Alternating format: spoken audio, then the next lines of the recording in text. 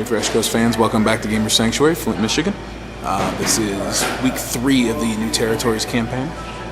Today we're going to do a couple 1,000-point games. We'll see if we can squeeze 2 in today. The first one is going to be myself, Cerberus, with my Eldar, in a rematch against Dustin from week 1. 1,000 points, so let's see what we can, what we're bringing to the table today. Alright, let's take a look at what I'm bringing from my Eldar today. We've got the obligatory Farseer. 3 powers, I'm going to swap them out from the deck. Spirit Stones, Runes of Warding, pair of Wraith Lords. They are not going to be Wizzy Week today. They do have the Missile Launcher, but the Bright Lances are both Shuriken Cannons. A squad of Dark Reapers with an X-Arc, Fast Shot, Crack Shot, and Tempest Launcher. 3 Eldar Jet Bikes, and a Viper with Shuriken Cannon. And then a 10-man squad of Pathfinders. The mission for today is Big Guns Never Tire, hence the 3 heavy support choices. Hopefully we'll be able to grab some more objectives than I have been lately. Let's take a look and see what Dustin's bringing for his Demons. Alright, we're going to be checking out the new White Dwarf Demons rules today. We've got a Lord of Change and a Soul Grinder. And 1,000 points, I think it's just abusive, but you know what? It should be fun. 2 squads of 5 Pink Horrors, a squad of 5 Bloodletters, a squad of 5 Plague Bearers. Sorry, that's 6 Plague Bearers.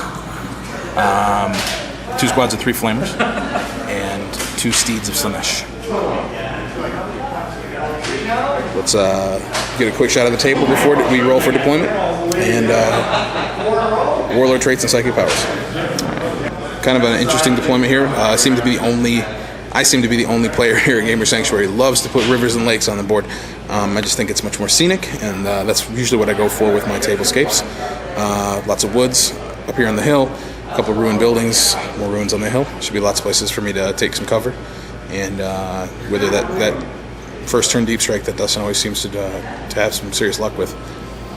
Let's go back and we'll see you after deployment. Alright, here's my deployment. We've got the jet bikes sitting here in the corner ready to go zoom out and grab some objectives. The Wraith Lords also scoring units in this game. Big Guns Never Tire is the mission. They're ready to go as well. Pathfinders with Farseer in the woods. Farseer rolled for forewarning, foreboding, and perfect timing for his power. So he's going to ignore cover, do Overwatch shots of their ballistic skill, and give somebody a 4+ coverage, or a 4+ invulnerable save as well. So he's going to be very useful. And then the Dark Reapers are sitting there in these woods. They're not holding any objectives. They're just ready to create a field covering fire. Dustin's Demons have the first turn, and of course they're going to be deep striking on.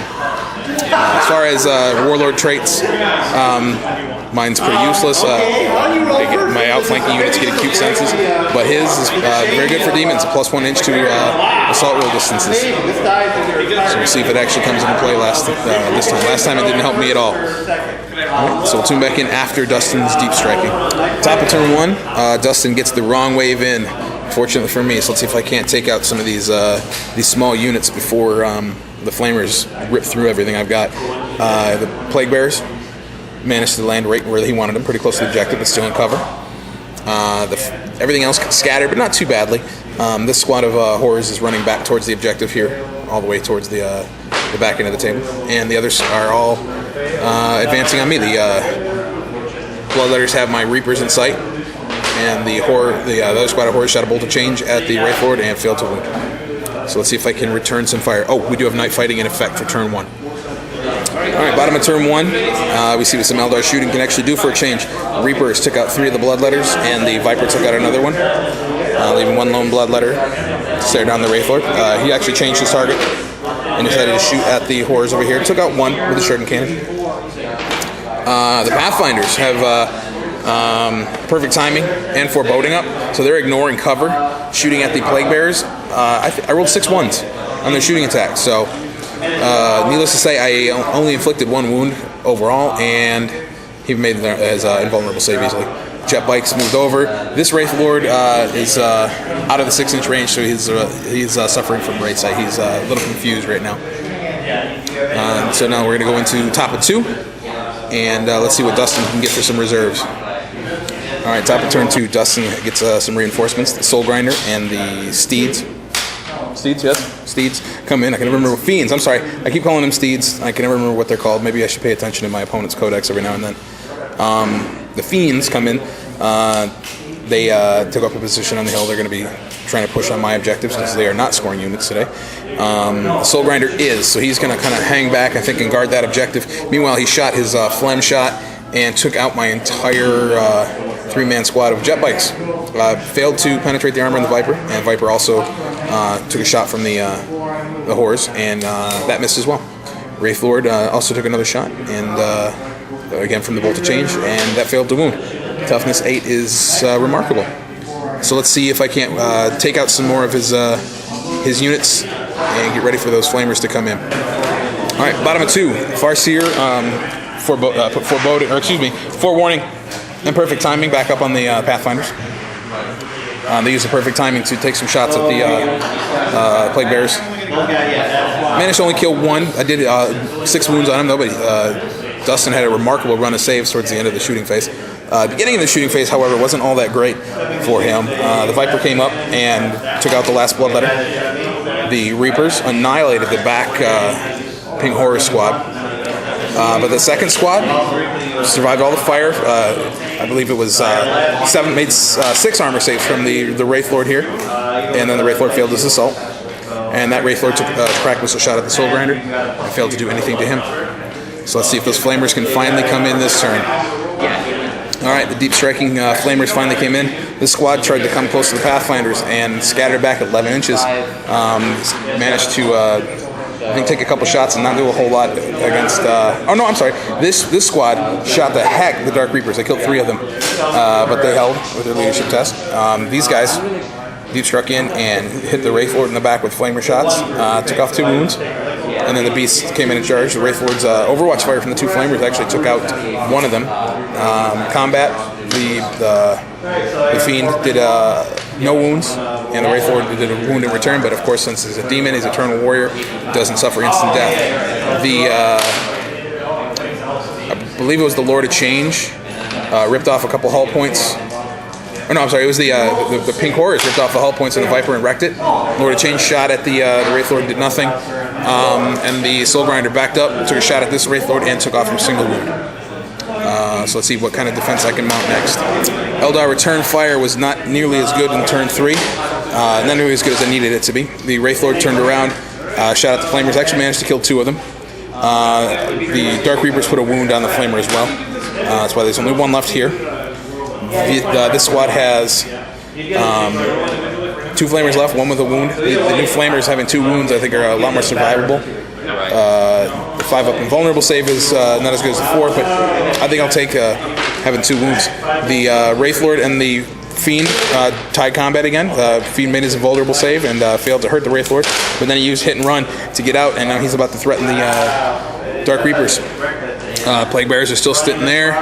The Lord of Change is back there, and it's looking really grim for the Eldar. What started out pretty well is starting to fade away. So we'll see if I can't pull out some kind of miracle win. Alright, top of 4, we see one of the Wraith Lords fall to the Lord of Change. The other Wraith Lord took a couple wounds, but because he had the invulnerable save from forewarning up, he made him, and he's okay. The other Flamer jumped up here and managed to kill a whole bunch of the Pathfinders. I'm down to only 5 Pathfinders in the Farseer. Back over here, the Fiend ran across the river and then tried to assault the Dark Reapers, but fell to the Reaper Launcher's Overwatch fire. That entire squad of Fiends, both of them, ended up dying to Overwatch fire, nothing else. Still not looking good for me. I have to try to contest some objectives or score some points somehow. And we're going to move on now to the bottom of turn 4. Okay, bottom of turn 4. Wraith Lord turned and flamered some of the Flamers. He took out 1, put a wound on the last, but failed his roll to assault. He rolled a double 1, so I did not take that last Flamer out. The Farseer broke off and assaulted the other Flamer that was left here. Did 1 wound to him. The Pathfinders took some shots at the Lord of Change, hoping to try to knock him out of the sky. Did manage to do a single wound to him. And the Dark Reapers continue to be excellent with their shooting. Took out the second squad of Pink Horrors. So they've taken out 2 squads of Pink Horrors and a squad of Bloodletters all by themselves, as well as dropping a couple wounds on the Flamers. So again, showing how powerful Dark Reapers are. And they took out that last Fiend as well with the Overwatch fire. So yeah, they're quite a unit. Still one of my favorite. Always have been. We're going into turn 5 though. Let's see what we can do with some objective grabbing. All right, bottom of turn 5. Farseer assaulted the last flamer right there and took him out.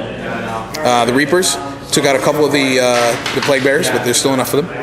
And they're holding that objective. The Pathfinders are holding this one. And they're about to go down to the Lord of Change.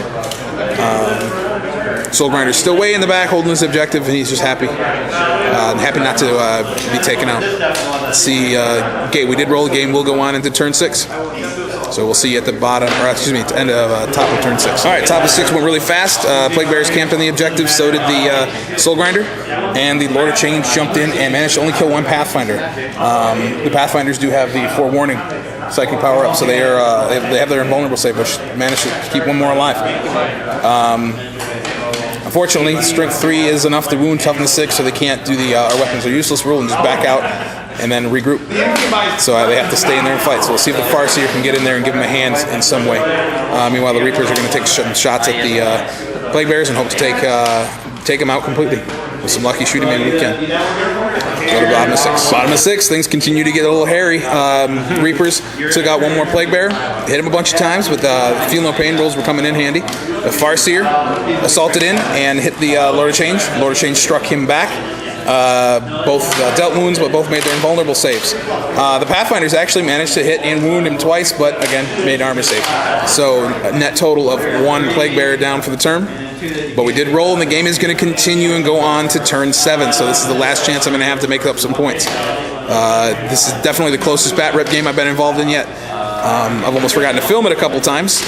Maybe that's why I'm doing so well, because I'm not concentrating so much on the shooting of the game. So we'll go on to turn 7 and then wrap it up. All right, this is definitely the closest game of 6th edition I've played. I did lose again, so my record drops to 0-9 in video bat reps. But by far, even though the points don't reflect it, this is the closest game. Lord of Change is down to 2 wounds left. The Farseer keeps beating him in rounds of combat and challenges, but it wasn't enough to take him out. And even though I did 6 wounds to the 2 Plague Bearers, they managed to make all their saves and all their Feel No Pains. Anyway, the final tally total is 3, 6, 7 for having a unit in the deployment zone, 8, 9 for taking on my 2 Wraith War units, 9 to my 1 for First Blood. Other than that, very, very excellent, well-fought game with Dustin. Always is. Luck was swinging back and forth all game. A little bit more towards the end, and I might have been able to pull this one out. So tune in for Batrep 11 in the future. We'll see if I can get another game in tonight.